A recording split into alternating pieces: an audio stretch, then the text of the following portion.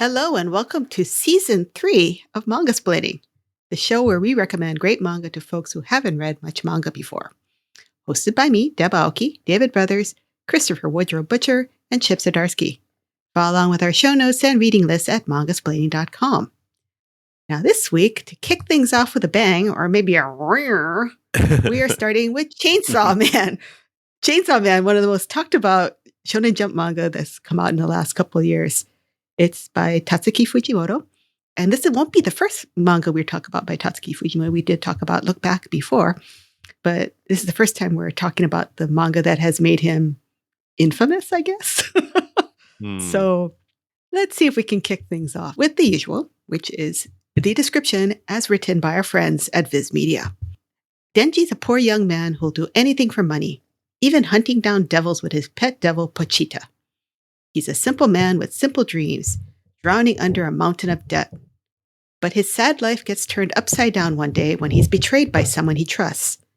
Now with the power of a devil inside him, Denji's become a whole new man.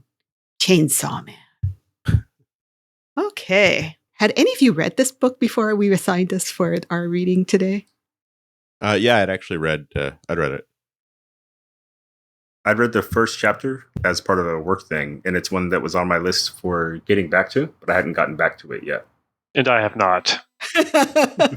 Okay. This has been like one of those manga that, like, kind of like David, like I didn't really read it much before. And then I kind of had to sit down and binge read it because everyone was talking about it. And it ended up surprising me a lot. Like, it's surprisingly violent. That I expected.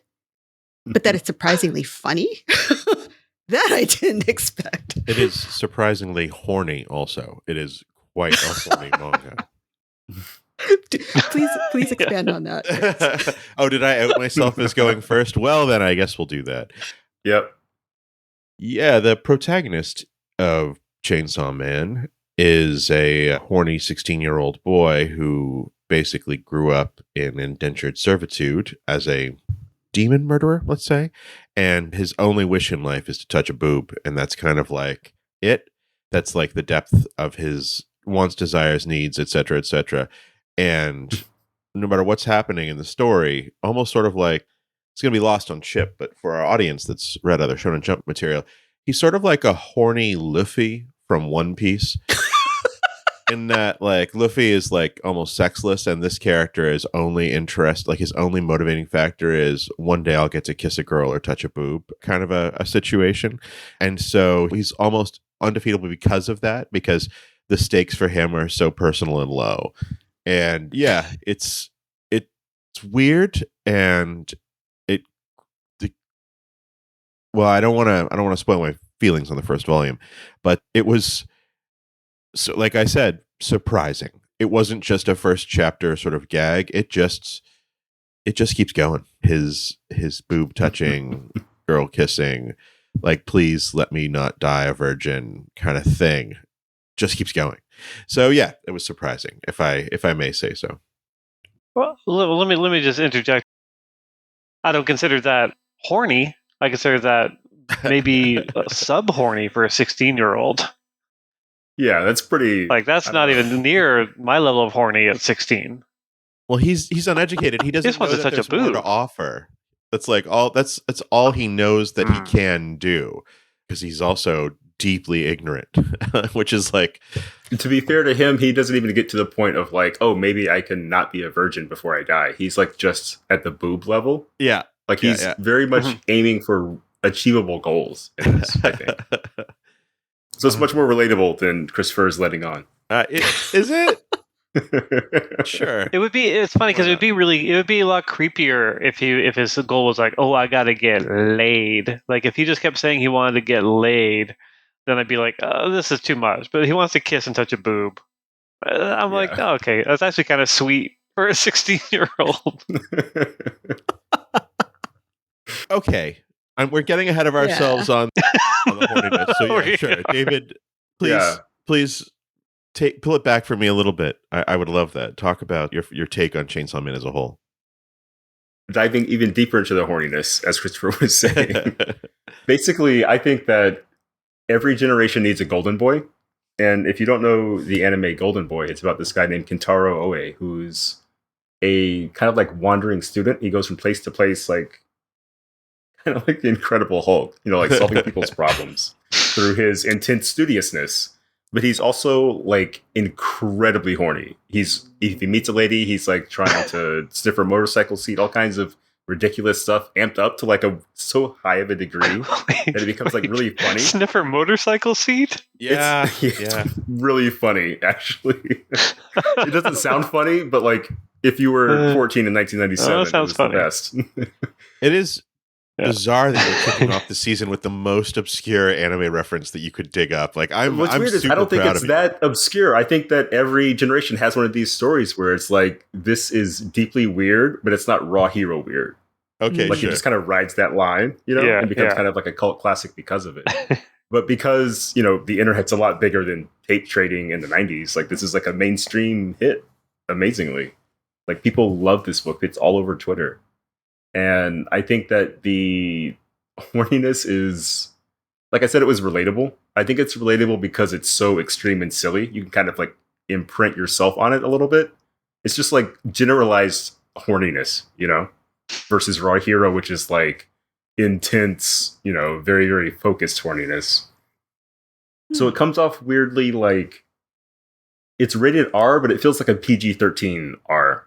Like kind of like on that side of things for me. Yeah. Where it's dirty, but it's not like dirty.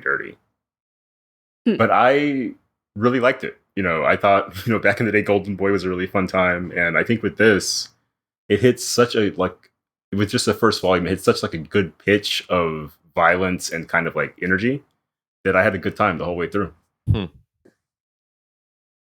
Chip, what did you think of Chainsaw Man Volume 1? Yeah, I mean, kicking off the season, I agree with David. My standard. I liked it. I thought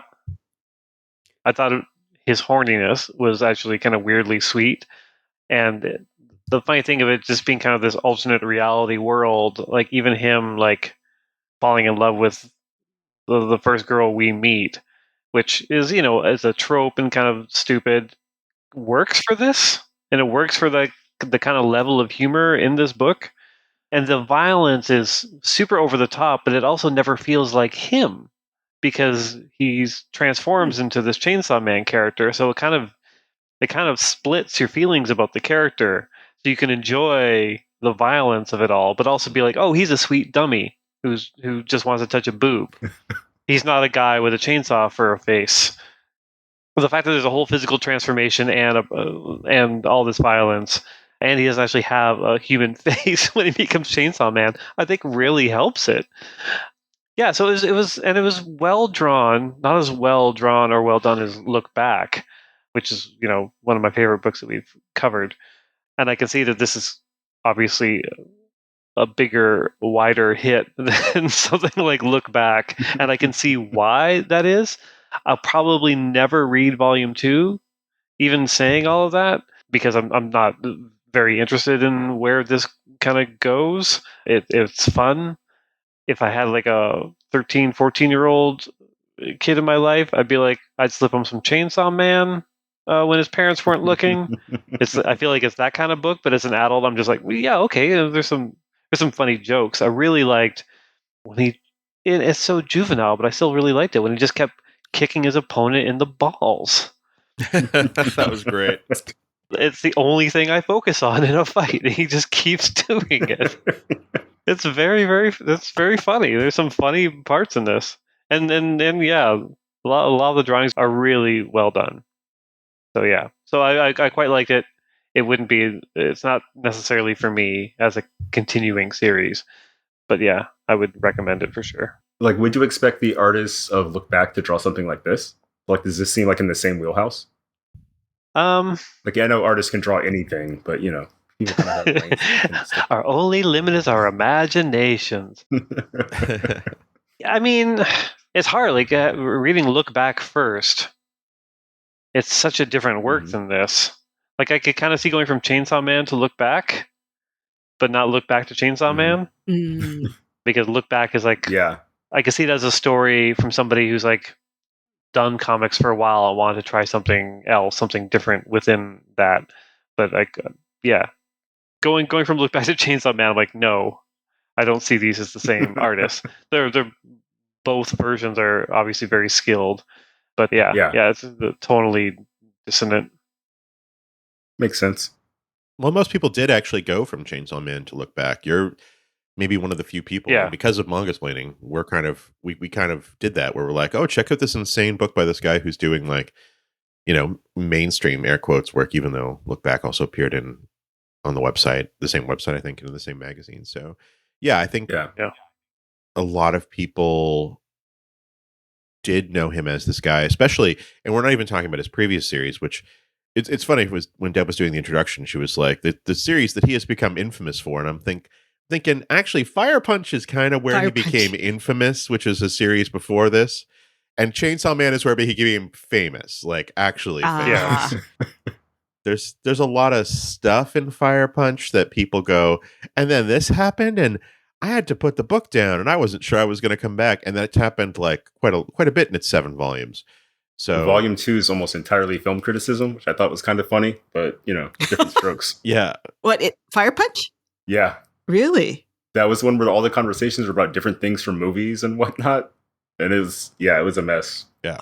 So yeah, that is funny for you to come back to Chainsaw Man, and it's a much more juvenile, I guess, work than Look Back, which is clearly someone like working out some pretty adult feelings through young characters on the page. Yeah, it's remarkable, and I think that if I had encountered it like you, I think I would actually have liked Chainsaw Man Volume 1 a lot less than I did. And even then, I actually, once you read Look Back, it really changes your opinion of him as an artist, I think, because you realize what this dude could be doing, and when he takes a hiatus and is just like this.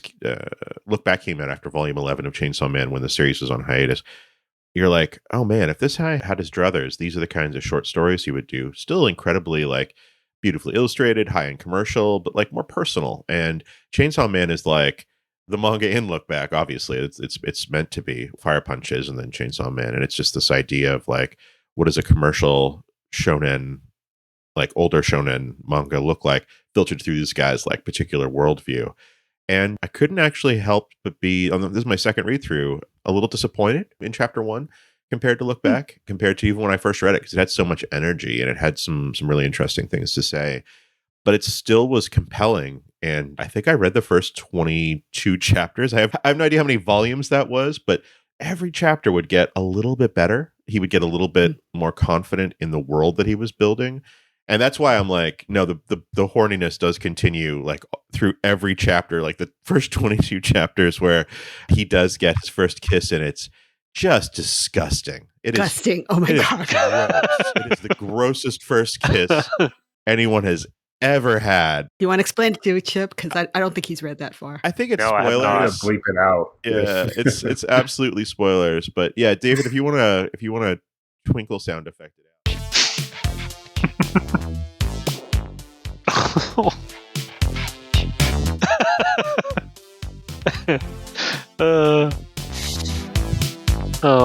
But at the same time, it flashes forward to just be a like terrible gag, like a terrible gag, which then leads to like other stuff, and it's all interwoven. It's so weird. It seems like an episodic Monster of the Week thing for the first maybe volume and a half, and then it becomes this ensemble cast comedy / drama / terrible upbringing, like meditation on being poor situation, like, and work. And there's so much in the first volume, like where he like is selling his body parts in the first volume to try and get ahead on the debt he's owed to his dad owned to the Yakuza.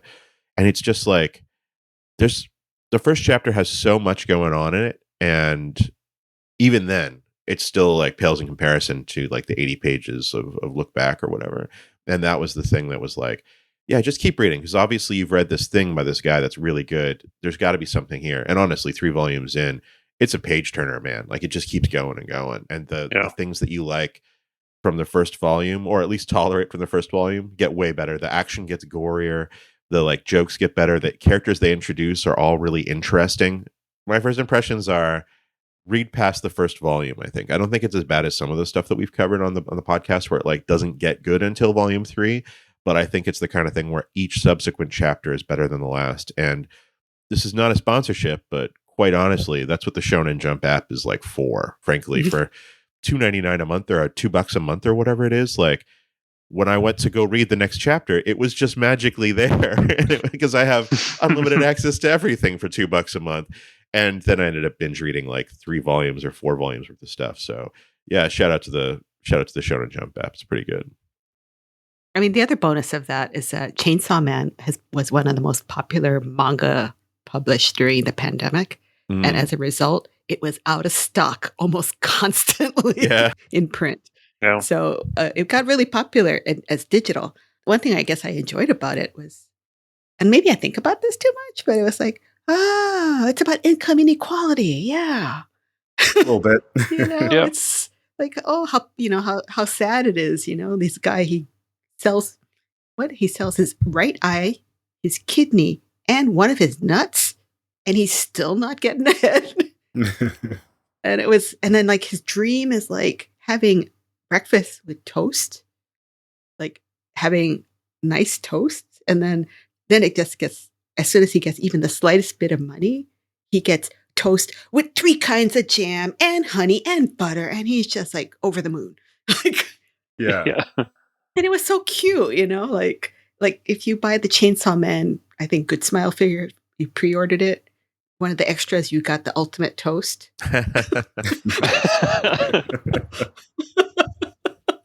I guess when I first saw it, I would see all the screenshots and, the screenshots, the chainsaw thing, just basically pureeing everything in its path.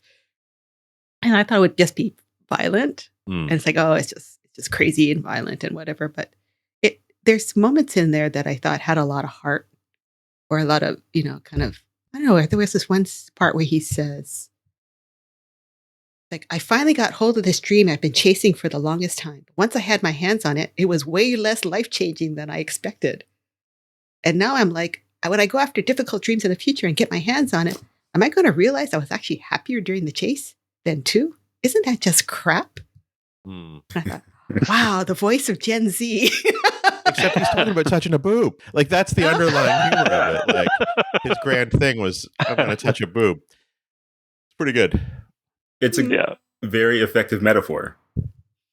Deb, did we get your take on the book overall? Like, you're generally pro Chainsaw Man? In general, I liked it a bunch. Like, I did. Normally, I don't like super gory, violence for violence sake stuff. And I don't normally like super horny books just for the sake of being horny. But somehow this combination worked for me. I don't know what it was. Whether it was because it was funny, whether it was because it was always surprising. Like even that kiss, like what? I did not see that coming. I just thought it was delightful. Yeah. I was going to say. So I thought it was inventive. I also kind of like the fact that it plays with your conventions of what you think how the story's going to go. Like kind of like with Attack on Titan, like nobody's safe, right? Anyone can die at any minute, except maybe the main character. And then he what happen was he'll lose a couple limbs, but he'll magically regenerate them. And then there will be moments where you think he's going to die, but he didn't. But I think that's a nice tension, like you can get invested in a character and be devastated when they die unexpectedly. I think that's really keeps me interested as a reader because it takes me on these ups and downs and these crazy turns that I don't expect. That after years of reading manga, you kind of think all the beats, right? All the samples that all the music is going to come from. And so, wow, this is like a brand new type of music. This is like when Kraftwerk shows up, like after prog rock, it's like, whoa, okay, that's different. Yeah. I don't know. My impression of this, I actually read Fire Punch when I got hired at the Manga Factory. It was one of the first, I think, starting to come out as I was coming in. Maybe Volume 2 was in production. So it was like one of my first introductions to behind the scenes with manga and everything. And it's interesting going from that to this because it's almost like when Kevin O'Neill drew Green Lantern or whatever, and Australia was like, we have to ban his art style from the country. It's too obscene or whatever that was. The Comics Code Authority banned his art style because it was too obscene. Yeah. I feel like this is one of those where this guy was clearly doing something different from the beginning. Yeah. And kind of settled into what that different thing would be. And for Kevin O'Neill, it's like getting grosser and grosser and, offending parents everywhere. But for Fujimoto, it's like bringing extreme artistry to kind of not surface level stories, but very like broad stories, broad emotional appeal, let's say.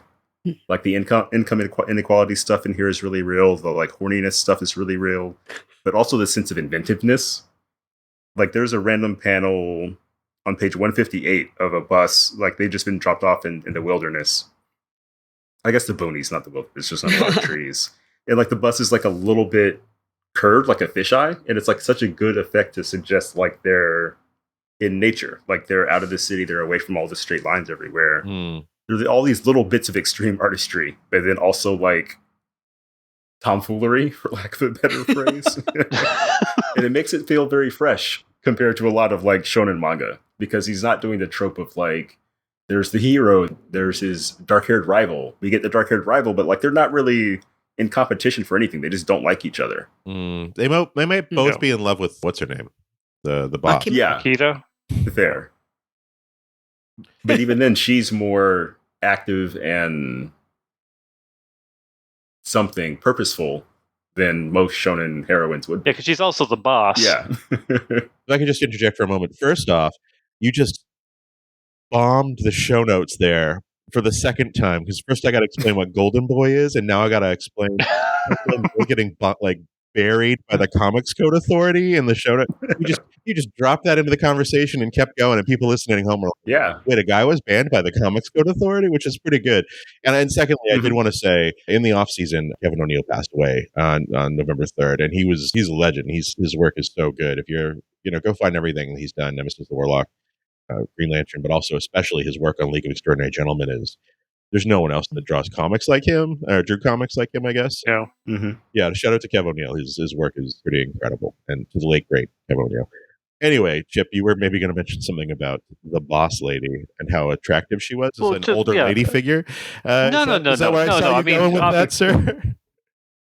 No, just the fact that she's the boss lady, that she's not on the same level as the other characters, so that makes it not feel like a previous kind of shonen where it's like the group of characters at the same level, and then there's a weird love triangle or whatever. But because she's in charge, and there's another level to her in manipulating our hero, it doesn't make her as kind of one dimensional as perhaps in other shonen.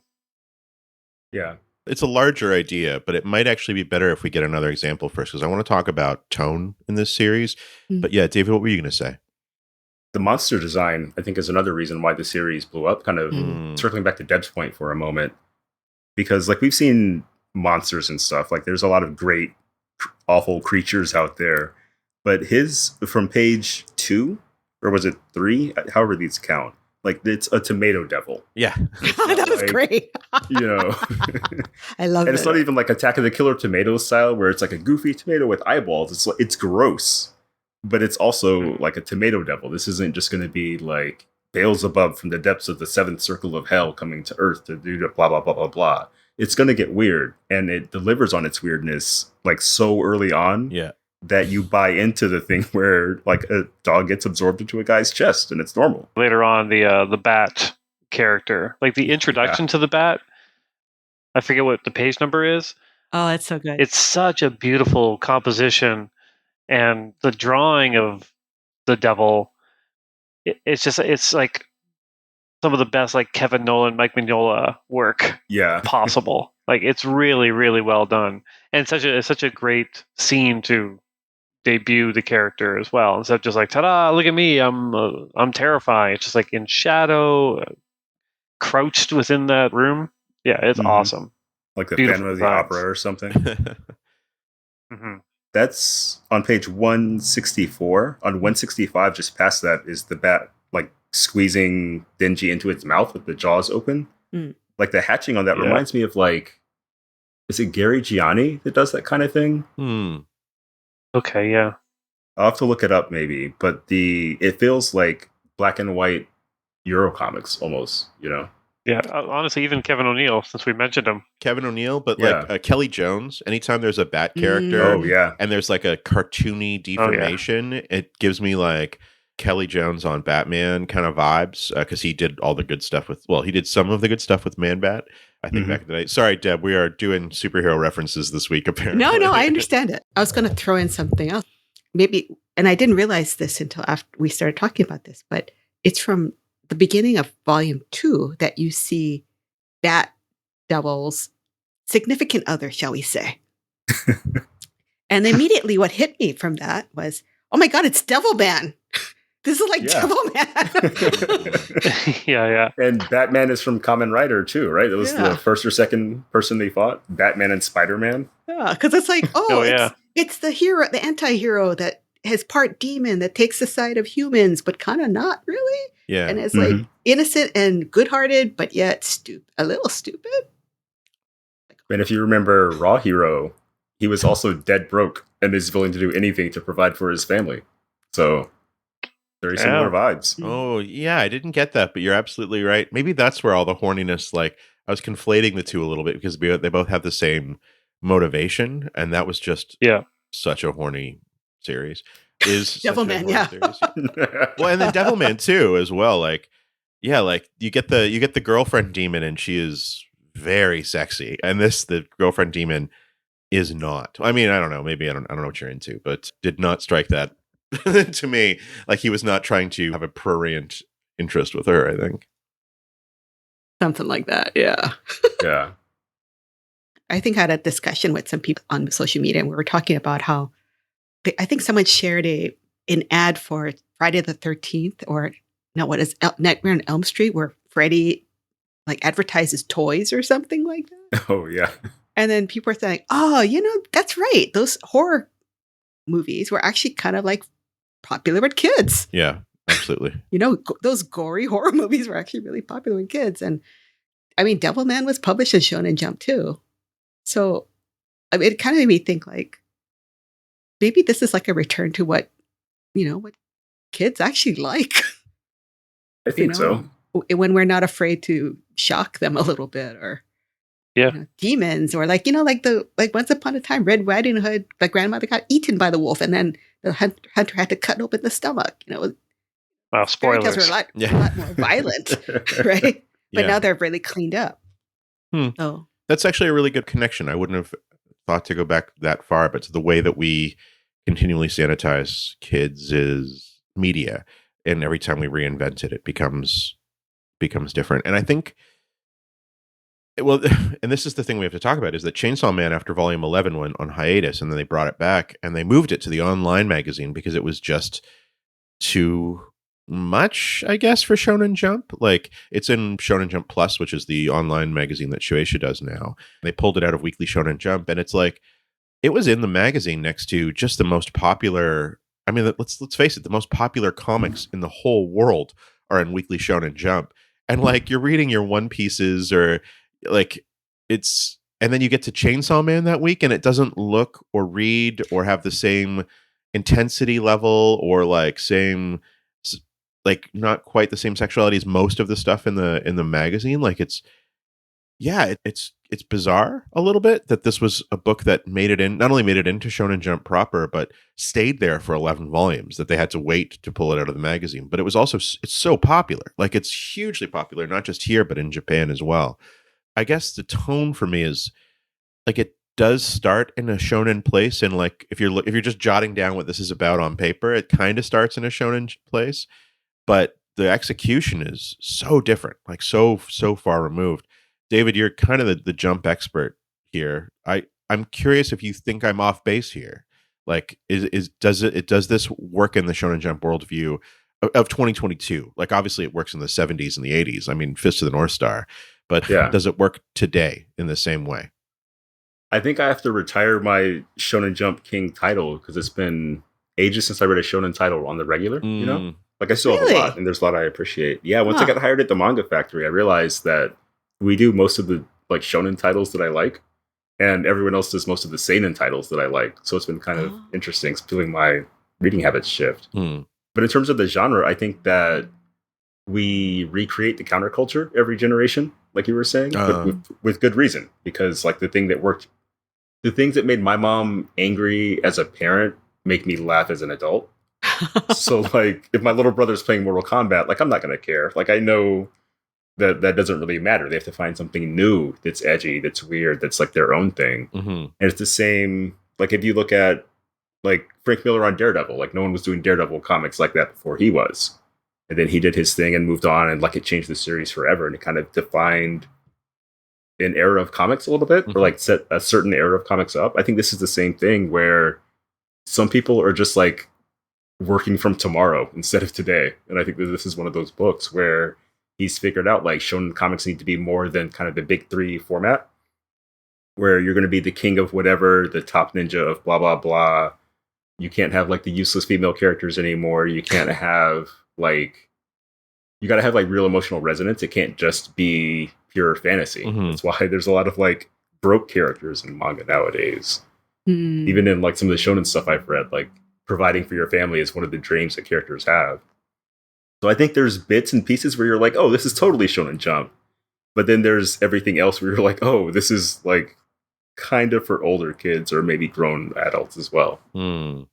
Or maybe it's something that you can enjoy on a certain level as a younger reader. And then when you're an older reader and you read it again, you go, oh, there's that other level. Yeah, definitely. Kind of like, oh, Bugs Bunny, Wagner. I didn't know. Yeah, I've been watching a lot of old Looney Tunes, actually. That's a great example. Like, there's so much artistry in those that almost, like, it's funny that I had those as a kid just on TV, like, playing Wagner, playing all these different, like, old school movies and things. Because the references were lost on me. It was just, like, a funny voice or a funny face. And so they're just jokes unto themselves. And it's kind of cool. Yeah. And I think that this is a similar thing where he's taking a lot of things that he's into and making it something new. Like, you don't make your first big villain a bat in manga without, like, kind of knowing what you're doing or what you're referencing that way. It's funny, you mentioned Looney Tunes, and I keep thinking, like, Looney Tunes, Nightmare on Elm Street, and this, like, what they have in common is the fact that there are violence and comedy at the same time. Ooh, I think that's one of the kind of the secrets of success to kids. You know, if this was just violence, and maybe a small section of kids would be into it, and the rest would be like, yeah, that's not really my thing. Yeah. But I really think there's something there to like that combination of violence and comedy for a certain age group. And even Mortal Kombat was kind of funny. You could say Dragon Ball does that too, right? Oh yeah, Dragon Ball's super funny. Yeah, Mortal Kombat was the thing is when I was a kid that you were talking about. That was like egregious that my parents were afraid that I would play, but of course I was playing when no one was looking and inputting the blood code and things like that. I think Dragon Ball was maybe always the safe version of that, but like Fist to the North Star now, or even my favorite example is Drifting Classroom, and we're going to have to read it on here at one of these points, but it's like, that was a shonen title, and it's just kids absolutely getting murdered. Just page after page of kids just getting murdered in the most bizarre, terrible ways. Viz just re-released it as 3 volumes, and it's just a masterpiece of like that kind of horror where, you know, teenagers would line up to go and watch, you know, Nightmare on Elm Street or the Jason movies, Friday the 13th movies, where teenagers get murdered over and over again. They wanted to see that visceral thrill of to feel danger in their lives, but that was in a safe kind of a space. You know what I mean? Because it was fantasy. Mm-hmm. It was a movie, and I think that's what Drifting Classroom was for that time period. It's like, but I'm that age and I could be this boy that's going through to this other world where there's monsters and like all of my classmates keep getting murdered in front of my eyes. And I think, like Deb's saying, we're a lot softer now on kids media, especially Western kids media. Like, we challenge kids maybe emotionally, but there's almost never any physical danger. And I think that's really interesting. And I feel like, oh, and I might be speaking out of my ass here, but this part where I always see physical danger is in queer kids novels.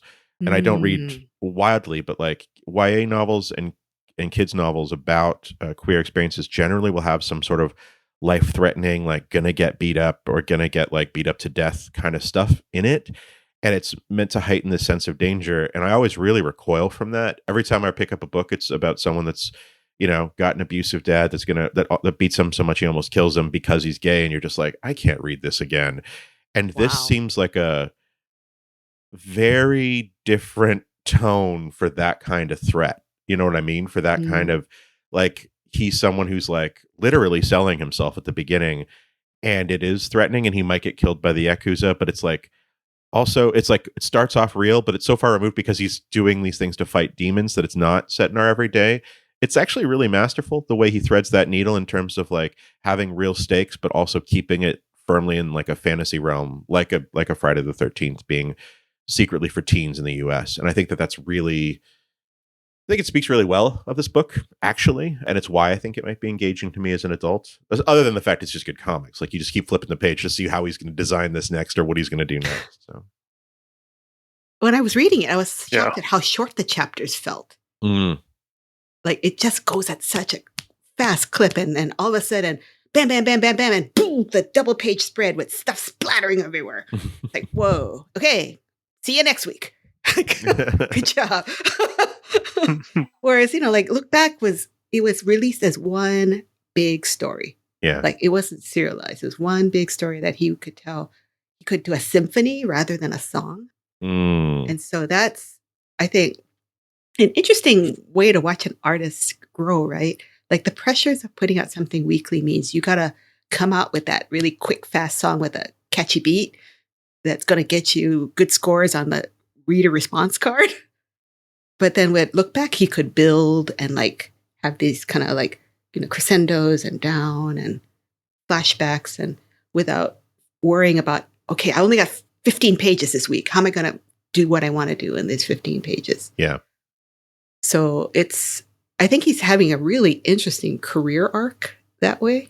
When Christopher and I went to England last year, and they had an exhibit of his work, which is quite unusual for someone who's quite new, quite young, to have that kind of retrospective, big, flashy exhibit. And I remember we talked with the curators, and they said, we want to catch someone who was on the rise, who was making people talk, who was doing things that was really interesting and provocative about comics, So I don't know. I guess I want to ask Chip though, like, did you come away with anything, reading this story, even just volume 1, thinking, like, damn, that's smart, or that's really interesting storytelling, or why didn't I think of that? Or did you think like, just another shonen stuff? Well, I mean, I always think, why didn't I think of that? No, I mean, it's really well done comics. The humor in it, especially.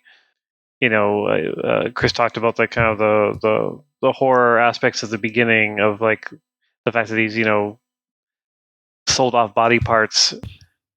But I was actually really impressed with how they made it kind of comedic and made you feel for the character as well. Like he's like, oh, I even sold one of my nuts. Like that's a horrific idea, but like the casualness of it all is kind of what sells it as also a humorous, character defining bit of information.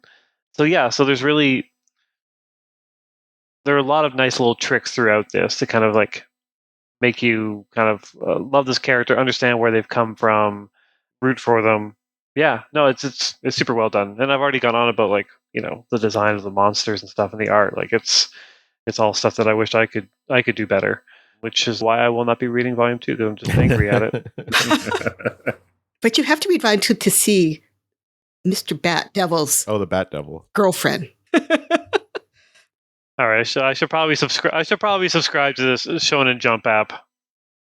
We have been threatening you to for 2 years, almost 2 years now. So we'll see if maybe Santa will get it for you for Christmas. I wanted to ask you guys: did you find any particular dynamic between any of the characters interesting? Like, I personally enjoyed Power and Denji being the two stupid, powerful ones, and then Aki like rolling his eyes constantly. I liked Power and the cat. The cat. Yeah, that was really like this is gonna ruin my rep as not being a cat person. But I thought that flashback was so like artfully done and like just really good. It managed to feel lush, but also compressed at the same time. And I think it's because the fade-in where she's on page 174, there's 2 panels where it's kind of her face in the modern day, then it flashes back to kind of her dirty demon face. And then you see her history with the cat where she's like, I'm going to fatten you up and eat you. And then it's fat and she's like, oh, well, not eating that cat. Yeah. And then it comes out of the flashback with the twin panels again. Like, that's such a good storytelling technique.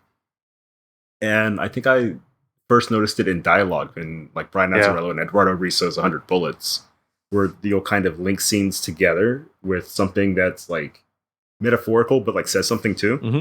And I thought the look on her face was so good in these scenes that, I don't know, I was really touched. Like, he really got across that, like, she cares about this cat. In such a small amount of time too. Like if that's just like a 4-page scene or a 3-page. Yeah, it's very, very well done. For me, it's tough because I read so far ahead of just the first volume, which is ostensibly what this podcast is about, that honestly, the characters just keep getting better and interacting in different ways as they introduce more. So the Eternity Demon, which might be end of volume 2 or beginning of volume 3, is a story arc where you basically get the first sort of team mission where these people were like 6, I think, of the devil hunters go to a hotel that's infested with a demon, and they get stuck on the 8th floor is as far as I will go in a plot, and they can't get off of the 8th floor no matter what they do. And it becomes a episode in a bottle, I think, which is what the TV people refer to those things as, bottle episode, where they're all stuck in this hotel for basically a whole volume, and they start kind of losing their minds because they've been there for who knows how long, that they're just stuck on the 8th floor, like days, pass, and the characters start bouncing off of each other in really interesting ways. And it's a good way to introduce these new characters, and you get to see all of their flaws all at once. It's like a smart bit of writing, but you also get to reinforce like what Denji and Power are all about in really good ways without spoiling it as well. So yeah, I think this is putting words in an author's mouth, and I don't usually like to do that, but I feel like these are not the kinds of comics he wants to be writing. Personally, I feel like these are the kinds of comics. Yeah, I feel like these are the kinds of comics. Would you see if he could write anything in the world, if he was outside of Shonen Jump? I don't think that he would. I think he would write things like Look Back or his short stories, things like that. But also, I think as we learned in Look Back, who doesn't want to work for the biggest manga magazine in the world if you can, right? Who doesn't want to take their ideas and try and tailor them to fit as best you can into this universe and still get rejected and still get bounced to the online magazine because your work is too much for the main magazine. But you see, like, I'm going to write a bottle episode character arc, and I don't want to denigrate Shonen at all. I think it's really important and good, but yeah, there's just the 3 volumes this I've read, I could feel him kind of really pushing at the boundaries of the kinds of comics he was allowed to tell. And I feel that a lot in superhero comics when I read them. I feel like there's some people that are so at home in that universe that just love working in superhero comics and love playing with all the toys. And there are some people that are like, yeah, I like this thing about superhero comics, but I want to tell these kinds of stories, but I got to eat. And then they like push it the boundaries with everything that they do until they're like butting heads with editorial and marketing. And it's like, you can't do this because there's a ride of this character in California that has to keep operating after your issue comes out. And we can't if they are like murdering police officers. So please stop, like that kind of thing. And I feel like that with here, this is very specific. It was a weird year for Superman. Yeah, it was a weird year for Superman. Well, sorry, he had a brain parasite. It was fine. No, it's not even like, it's just this idea of corporate comics, I guess. And I read this and I'm just like, this guy is pushing at the edges. And maybe I wouldn't feel this way if we hadn't read Look Back first as a manga splaining team. You know what I mean? Like, I read the first 3 chapters of this before I read Look Back. It's great. Rereading it again, it's like Look Back had something to say and so told it in such a concise way. Like, but I also don't want this dude to be consigned to just making 80-page art graphic novels and want him to make a living for the rest of his life, because he's obviously making good stuff and he's got the chops for it too. So, yeah. He's probably enjoying himself too. I would hope so, right? Yeah. I agree with what you said about pushing against the edges of what he's like meant to be doing, but I think I hard disagree with everything else. Yeah. In terms of like, I get it. I am going so far into this dude's world. It is totally unfair. And it's my very idiosyncratic. But I've got an analogy, I think, that might put us on the same page. Like, Jiro Taniguchi, I think there's a lot of different types of stories. Yeah. Like if you want to read like seedy crime stories with like boobs occasionally, he's your guy. Yes, yes. But he's also got like super heartwarming, touching, Journal of My Father type stuff. Yeah. And I think I would see as big of a gulf between those two as I would between Chainsaw Man and Look Back. And I think it's just that like some people have a lot of different types of stories, or maybe they respond to the challenge of the setting of the story. Mm-hmm. If it's like a Daredevil story, if it's a Shonen Jump story, like what's the craziest Shonen Jump story I could tell, and how long will they let me tell it? And that's what this feels like, to the point where like they were like, okay, we found our limit. Don't stop what you're doing, but we're going to put you over here to keep telling your story. And that sounds like so creatively fun in a way, like Chip was saying, because like drawing is so much work that I can't imagine, unless the money's extremely good, which I'm sure, it's pretty good. I can't imagine doing 11 volumes of something where you're like, this isn't my passion. Oh, absolutely. Absolutely. And again, it's I just look at manga creators' careers and then all of the like stuff about manga creators' careers. Mm-hmm. There's a great sequence in Even a Monkey Can Draw Manga, which is like, you want to make art? You want to make art? This is art. And he just beats him to death with like a nude photo of himself, basically. Beats his artist to death who wants to make art. I've used it in the show notes once before. I'm going to use it in the show notes here again. And it's this idea that like, man, you're doing a job and like, do the best comics that you can within this framework. And if you want to do weirdo personal stuff, go to zine fairs. And it's just like, I get it. But this guy's just clearly very good at comics. And I want to read anything he does, I think, going forward, and I'll probably keep reading Chainsaw Man. I guess we're in final thought territory for me, but I think I'm going to enjoy all of the non, hard air quotes, commercial comics that he does probably a lot more. So does anyone else? Sorry, Deb, do you want to? Have I jumped the gun again? Would you also like to disagree with Christopher? Yeah, go ahead. It's the best part of the podcast. I guess what I deeply regret is that the Chainsaw Man exhibit that we saw in France was so good, and it had these interviews with him that I couldn't understand, and I was so sad. It's like, oh, France, why you gotta be in your own language? Yeah, it's right. The world is not made for me to enjoy the content they create, so it's all my own damn fault. Yeah, but I'm sure he had really smart things to say that I don't know. I guess it gave me a lot to think about, because when I first read Fire Punch, for example, it made me sick. Like, it was disgusting. It was like the guy self-immolates and then his flesh burns and he has to eat. Like, it does all these things like that make you go like, ew, is that the protagonist doing that? And it makes you kind of like it's very visceral, like it's like the horror of war kind of thing, right? Or the horror of being crashed on a mountain in the Andes and you're eating your fellow passengers. That kind of yuck. That's what Fire Punch is. Yeah. I can't explain it any other way. But for kids. Yeah, kind of. Yeah. No, Fire Punch was seinen, I think. Was it seinen? Fire Punch was seinen. Okay. Yeah. No, it had to have been seinen. It like, we'll not talk about what it leads off with. It was a tough read. So the fact that Chainsaw Man came along, and I was like a little reluctant to get into it, but oh my god, this series, screenshots of it are all over the effing place. Like, I'm still like maybe halfway through the series. I haven't found that scene that everyone posts where there's astronauts with half of their bodies are in the ground. Oh, buried underground. The feet are on the other half. And it's like, yeah. Wait, where does that happen? That's nuts.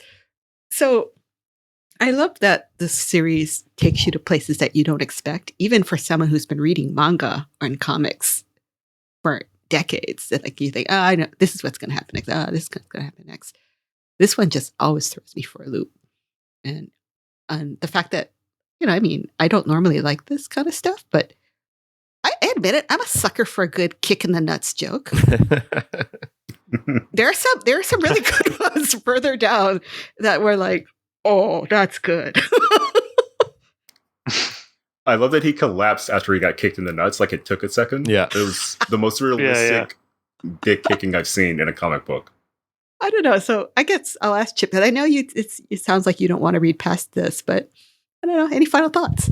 I mean, it's not even that I don't like it. It's just I don't have time for it. Oh, Like if I'm gonna that's all it is. Like if I had all the time in the world, I'd be like, yeah, sure, I'll keep checking it out. But I got like 5 scripts I've got to read tonight. Like I'm just if I'm going to be reading something for pleasure, it's probably not going to be this. That's all. But my retirement, I'm making a list, and when I'm retired, it's going to be a lot of Chainsaw Man on it, I think. You'll have 30 more volumes by then. well, I thought maybe like one of the things that is really fascinating about the series is that it won the Harvey Award twice, like for best manga. And that to me is usually the sign of, the comic shop crowd likes this. Mm-hmm. Interesting. Mm-hmm. Yeah. Yeah, I can totally see kind of Marvel DC kind of crowd being into this for sure. Mm. Yeah, for me, final thought wise, I think it's rare to see a book where like artists and fans are both excitedly tweeting on the day it comes out, like, oh, it's Chainsaw Man Day, which is totally a thing. I feel like it's like maybe Cliff Chang and Daniel Warren Johnson get that kind of attention from people where it's like, oh, the Masters came down from the mountain again. Let's see what's going on. And this is one of those. And I definitely want to keep reading it. I'm not sure if I'll watch the animation because I'm still like a manga. If the manga's the original version, I want to read the manga kind of a guy. It's pretty faithful though to the manga, but the drawings are different, and that's the best I got as an excuse for why I don't like them as much. Well, there's a different visceral reaction when you get red blood splattering all over versus black ink blood splattering all over on a black and white page. It's a different vibe for sure. And it's been cool seeing the kind of like parallel streams of fans develop, like the manga fans and the anime fans, and they're all kind of into the same story. But as a pure comic, like he does so much in this is just really quality. And that we've seen in other places or maybe have been like brought up in other series. Like I would compare this to Sleipnir from Kodansha and Raw Hero for different reasons. Like the monster stuff, the poverty leading you into like the worst possible situations kind of stuff. But overall, it's just like high-speed comics. Like it never slows down. It's never boring. I think the only time I was like, how far along in this book am I was, for some reason, I thought the first chapter was like 100 pages long. Then I got to chapter 2. I was like, oh, I think I might be halfway done. But it was just that good, I guess. So yeah, I'm very pro Chainsaw Man. I will read more before Chip's retirement so that I can hang outside of his place and like spoil major plot points for him as he goes along. I pray for you every day, Chip, that someday you can read for pleasure again. I mean, I do, but it's just I just have to I have to choose specifically what my pleasure reads are. That's fair, and it's a high bar you got to set. Otherwise, you would never get any work done. So I respect that. So I think that's a good run through of Chainsaw Man Volume 1. We will, I guess, take a pause. Maybe, I don't know, pet our cats, and we will be right back.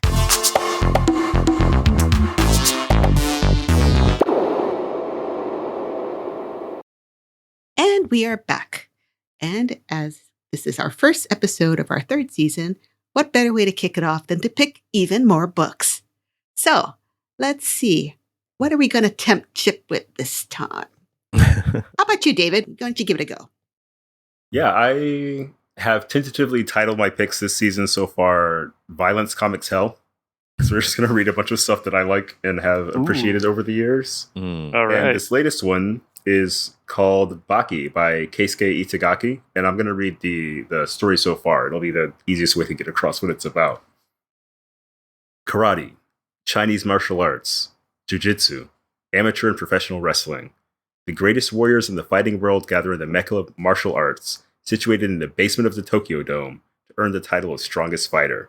Awaiting them is the arena's reigning champion, 17-year-old Baki Hanma.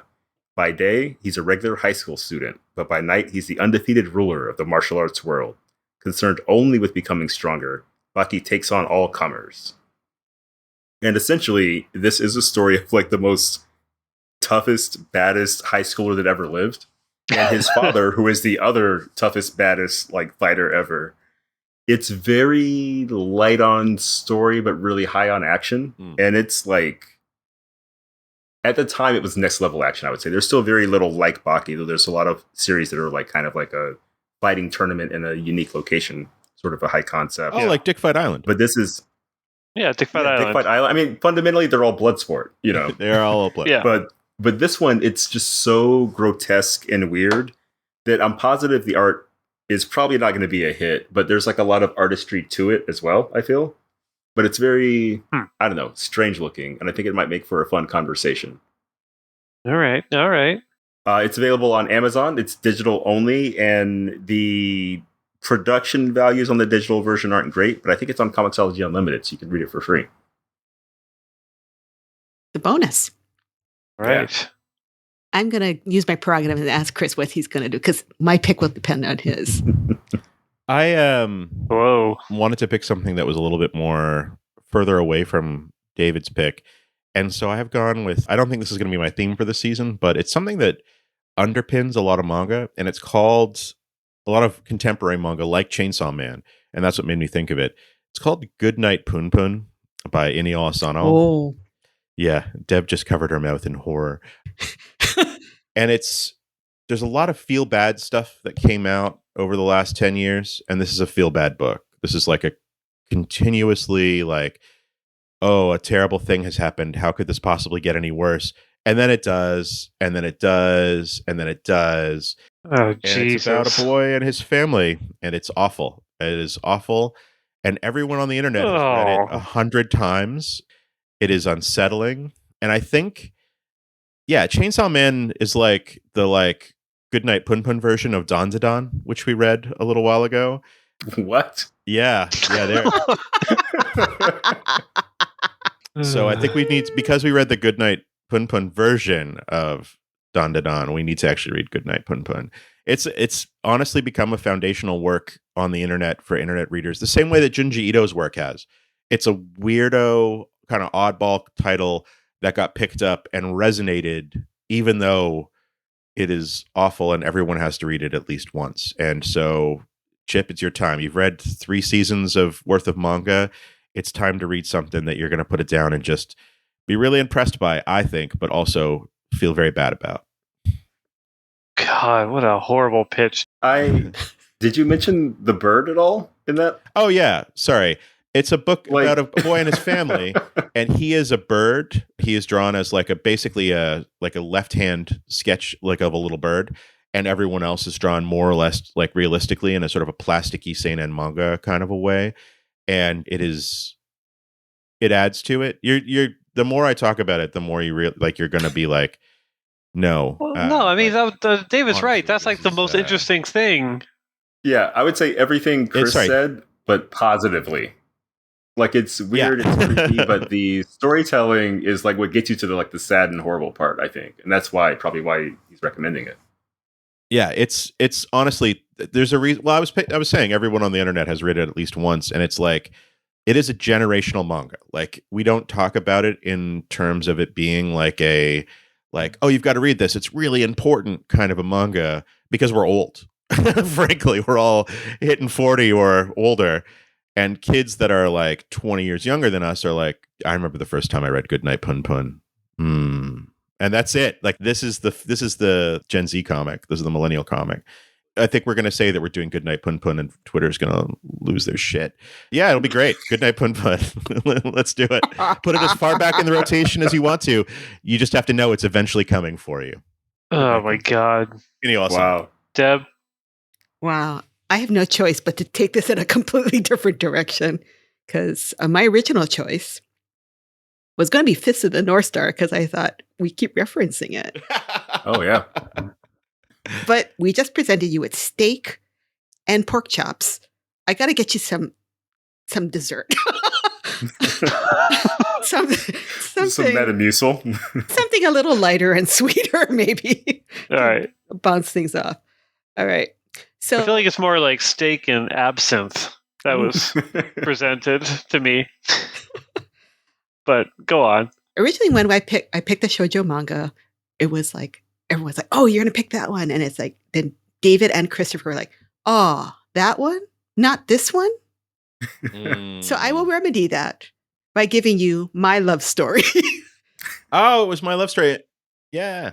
My love story is the manga that David and Christopher wish I picked when we picked the other one, which was, what was the name of that one? It was two it boys? was the My two Love Mix-Up. boys. My Love Mix-Up, yeah. Yeah. So this is by the same author, by the same artist, but different writer.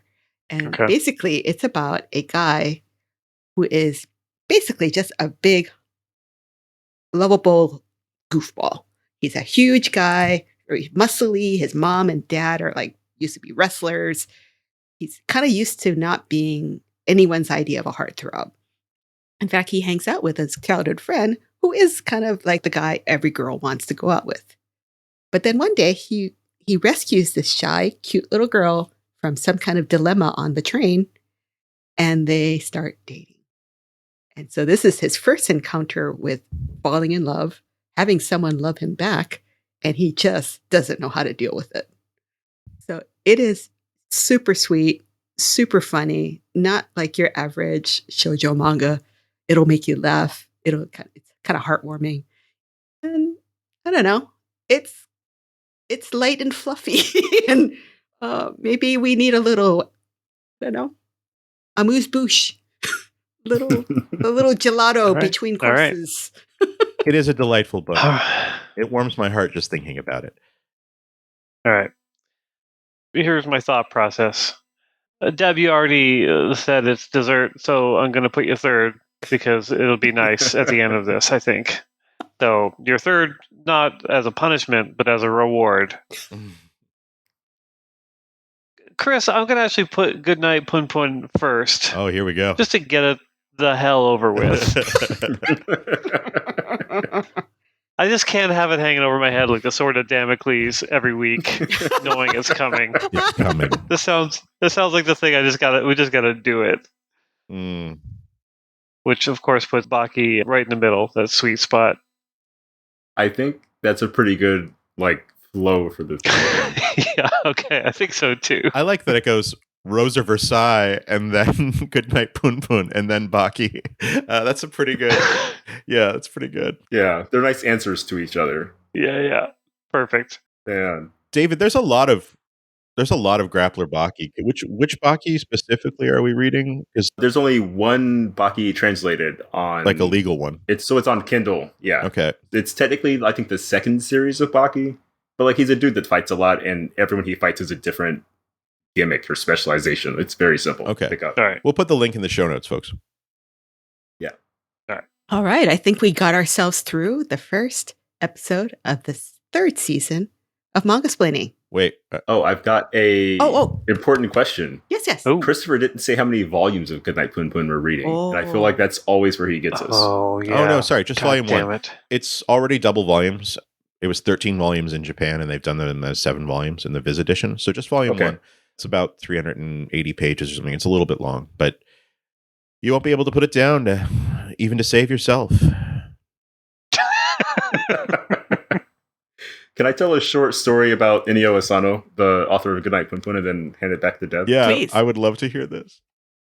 Yeah, so when Christopher was saying this is the Gen Z crisis comic, for lack of a better, I read Solanin when I was having my quarter life crisis, and that's a manga about a quarter life crisis. It's sort of an all-in-one thing.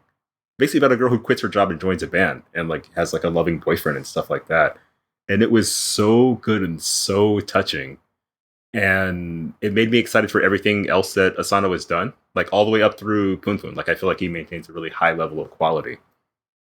And I think that while we were in Tokyo, the manga splaining trip with Nick Dragata a couple years ago, I think Nick said he ran into Asano taking photo reference in one of the places where we were just hanging out randomly. Oh, wow. Yeah. He didn't put it together until after, but it's a nice little intersection, I think.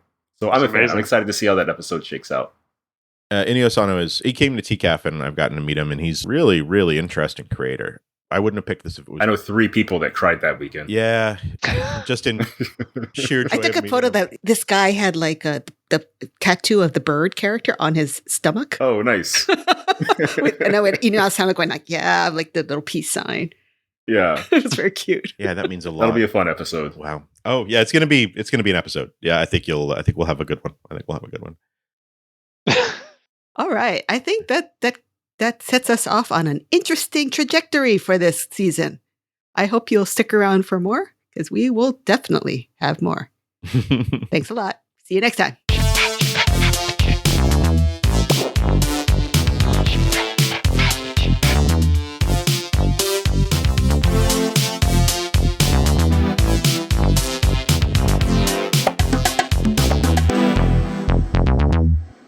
This has been Manga-splaining episode 85, Chainsaw Man Volume 1 by Tatsuki Fujimoto. Thanks for listening. For our next episode, we'll be reading Even Though We're Adults Volume 2 by Takako Shimura. Want to pick up a copy? Please consider supporting your local comic book and manga specialty shop. Find one near you at comicshoplocator.com or check out your local library for print and digital lending options. You can also follow along with our complete reading list at mangasplaining.com. And don't forget to check out our newsletter and publishing endeavor at mangasplainingextra.com. Thanks to DADS for their musical accompaniment for this episode.